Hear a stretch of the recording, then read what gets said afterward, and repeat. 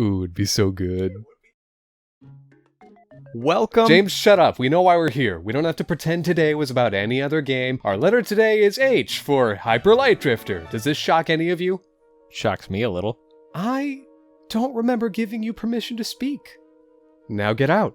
I can feel a lot of eyes on me right now. Andy's finally alone in a room, and he's just been told he can talk about Hyper Light Drifter for as long as he wants. He won't be interrupted, the subject won't change. It's the opportunity he's been begging for. You might as well have locked him in a candy store after closing time over Labor Day weekend.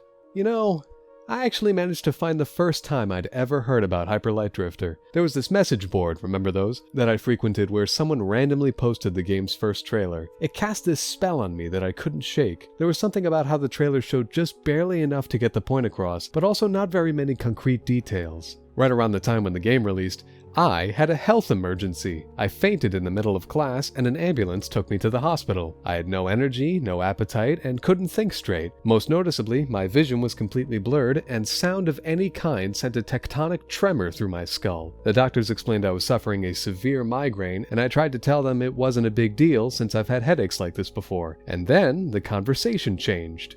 I was properly diagnosed with chronic ocular migraines. I've had them since I was a kid. Without warning, I would notice a small portion of my vision turn to static. Then before long, that little bit of static would expand as though something were eating a hole through the sky. It progressively consumes the vision in both of my eyes until they're effectively vestigial organs. The air smells like aluminum foil, my energy and appetite abandon me, and my body feels like it's being compressed and melted. This would happen at literally any time with an unpredictable frequency. I have a few memories of being in grade school and taking a test while being literally blind but not knowing how to tell anybody, so I just feel terrible for a while. I still go blind sometimes. My body still gives up on me, and it still bothers me a lot. The only difference now is that I take medication, which seems to help a bit despite the side effects. If you've heard anything about Hyper Light Drifter and its development, you've probably heard about the creative director Alex Preston's struggle with congenital heart disease. Obviously, I'm not in that same situation, but with the way Hyper Light Drifter is made and communicated to pertain to chronic illness overall and the pain that can come from underneath one's own skin, it always felt a little bit like the game is pointing at me and my migraines and saying,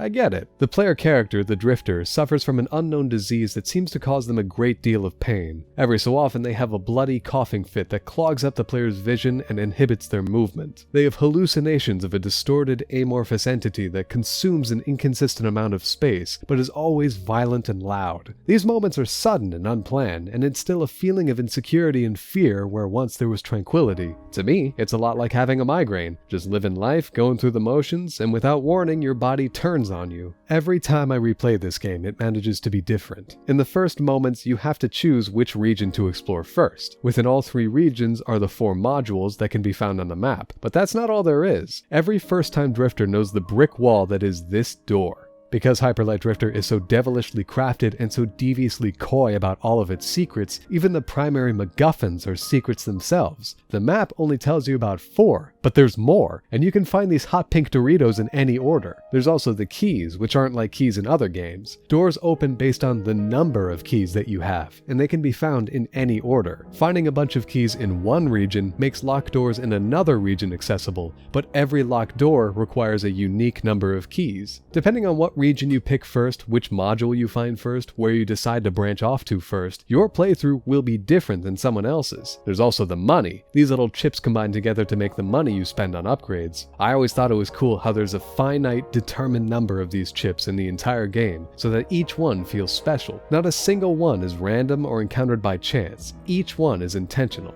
In fact, intentional is a great word to describe Hyper Light Drifter, because just as the game doesn't tell you about the spare modules in each region, it doesn't explicitly tell you about all of its secrets either, but it also doesn't totally leave you in the dark either. Anytime you come across a strange mark in the floor, an odd gap in space, or a trail of debris heading into a wall, chances are there's something hiding there. But Hyper Light Drifter is not solely a relaxing experience. The combat is stylish and vicious. There's a beautiful paradox in the brutality of your sword swings and the elegance of your dash. It's like a chainsaw wearing ballet slippers. Every upgrade boosts your brutality and enhances your elegance, and every gun you find only expands your options for dealing with rooms full of baddies. You can use the railgun to pierce through a Newton's cradle of skulls, or stick with the trusty pistol to try plinking.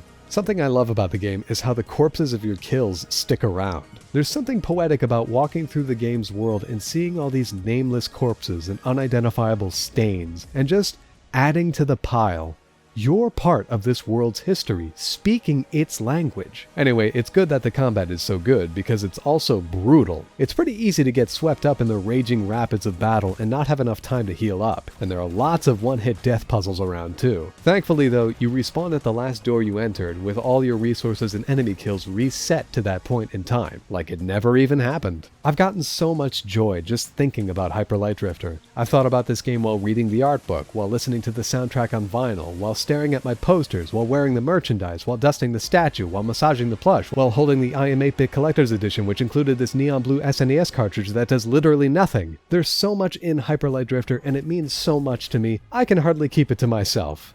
So I'm gonna play it co-op. James, come back in here.